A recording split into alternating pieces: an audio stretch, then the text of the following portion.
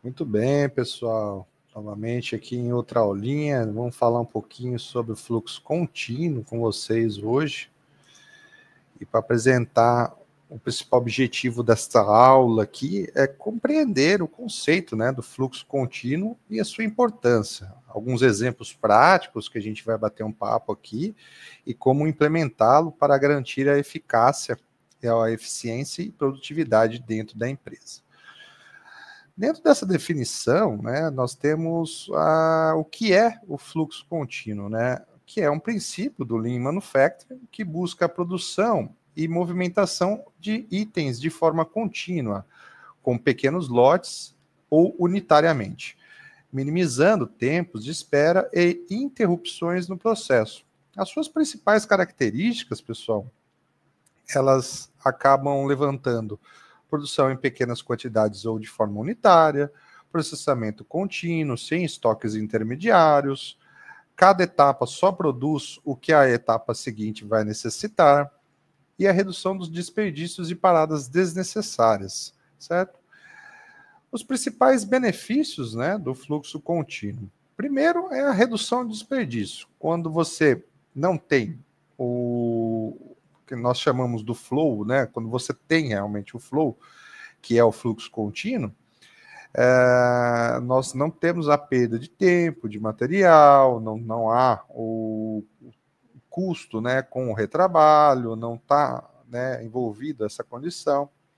Você, por consequentemente, aumenta a sua produtividade, a melhor aproveitamento dos recursos, consequentemente, melhoria na qualidade, pois os problemas são identificados rapidamente, com pequenos lotes você já vai identificando através do Poka-Yoke, alguma situação do tipo, O próprio operador já vai identificando algum problema.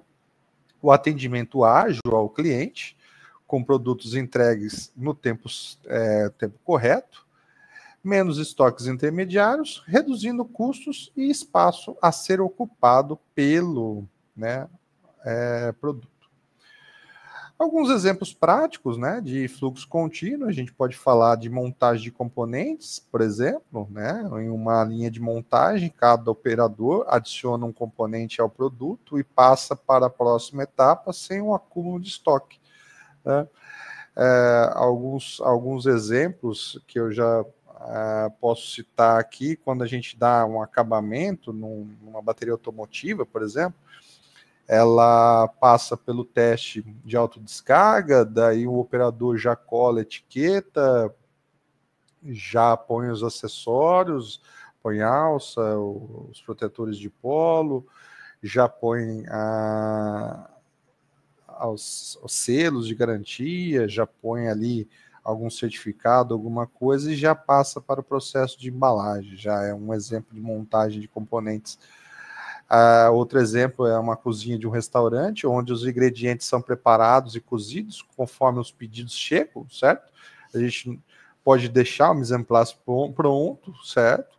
Evitando estoques excessivos, mas também a gente faz uma maximização desses contextos, desses materiais, de forma que a gente mantenha um fluxo contínuo de atendimento.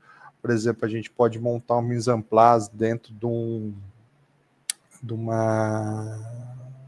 food truck de hambúrgueres ou de cachorro-quente, a gente deixa ali uma quantidade de batata palha, uma quantidade de molho, de ketchup, mostarda, a própria salsicha já pré-aquecida, os pães já pré-cortados, de tal forma que a gente mantém esse fluxo contínuo de acordo com a demanda vai chegando, certo? Garantindo, por consequência, o frescor desse alimento. Outro exemplo bastante interessante é o da indústria automobilística, que é o que é a minha grande experiência, produção de veículos de acordo com a demanda, reduzindo estoques e agilizando a entrega. Então a gente tem ali a montadora, em si, esse nome de vem, a indústria automobilística hoje nada mais é que uma montadora de itens. Então ela recebe os itens e vão, de acordo com o fluxo contínuo, eles vão sendo alocados dentro da sua disposição e dentro do seu ritmo produtivo, até que no final da linha ele sai completo, né? Isso funciona com automóvel, na indústria de ônibus também que eu trabalhei, era da mesma forma, entra o chassi e tal, e vai, né, sendo alocados os itens de tal forma que sai o produto final lá na frente, certo? Aqui a gente vem falando aqui um princípio atrelado à velocidade de tartaruga, né, dentro do fluxo contínuo. A analogia da tartaruga representa um fluxo estável e constante, evitando picos de produção seguidos de paradas, né? Então, é aquele negócio, vai a passo de tartaruga, mas vai chegar lá. Do que muitas vezes a gente ter aquela famosa instabilidade no processo, muitas vezes a gente tem OEs muito altos, depois aquele desmembramento de OE, então OE de 80%, de repente OE de 40%, porque faltou material, houve disruptura dentro do processo e tal.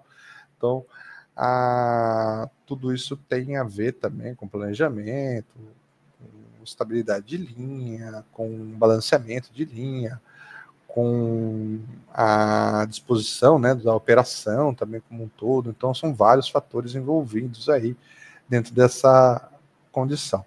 Os princípios fundamentais da velocidade da tartaruga, né, que a gente dispõe aqui, é a constância da produção, que eu acho que é o mais importante. Então, é muito mais manter a constância do que realmente você sempre ter várias entregas. Ontem eu estava assistindo um podcast do qual se falava, né, que foi comentado dos campeões com menos vitórias durante o ano, né? E aí a gente tem um exemplo do Kimi Raikkonen no ano, acho que 2017, não vou me lembrar agora o ano que ele foi campeão, mas que ele obteve poucas vitórias, mas ele foi muito constante, ele foi um cara que ficou muitas vezes em segundo e terceiro lugar, tal, então dificilmente ele deixava de pontuar, e isso, a constância dele trouxe o resultado final no ano, com menos vitórias, ele acabou sendo campeão mundial naquele ano. Redução de desperdício com excesso de velocidade, então você vai, puxa, vai, então a máquina acaba tendo estrangulamento, a manutenção de um ritmo adequado para atender a demanda sem sobrecarregar os processos. O quinto ponto aqui que a gente pode comentar bastante é a implementação na prática, né, os passos para aplicar o fluxo contínuo. Primeiramente, mapear o fluxo de valor e eliminar os desperdícios, né? Isso é basicamente o que a gente tem que desenhar e entender os tempos e os métodos, tal, fazendo mapeamento de valor, e aí a gente entender onde que a gente está perdendo e onde que é o recurso gargalo e trabalhar, né, para reduzir essas condições. Reduzir os estoques intermediários, produzindo apenas o necessário, certo? Padronizar processos para evitar variações na produção, implementar a puxada da demanda, certo? Para sincronizar as etapas. Então, a partir do ponto que você começa a puxar a demanda, você vai evitando, né, que haja um ponto de ruptura, certo? Então, é como a física do peixe, né? Você fisgou o peixe, você vem trazendo o peixe com calma ali e tal, né? De forma contínua, tal, trazendo. Monitorar continuamente os processos para ajustes e melhorias. E, como conclusão, né, da aulinha de hoje aqui, que é uma aula spot hoje, não é... O fluxo contínuo é essencial para tornar a produção mais eficiente, evitando desperdícios e garantindo a qualidade. Aplicá-lo de forma estruturada contribui para o sistema produtivo mais ágil e competitivo. Beleza, pessoal? A aulinha de hoje quis deixar claro para vocês aqui, de forma sintética e analítica, como funciona o fluxo contínuo.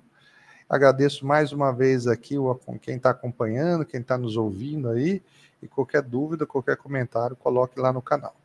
Obrigado mais uma vez. Fiquem com Deus. Até uma próxima.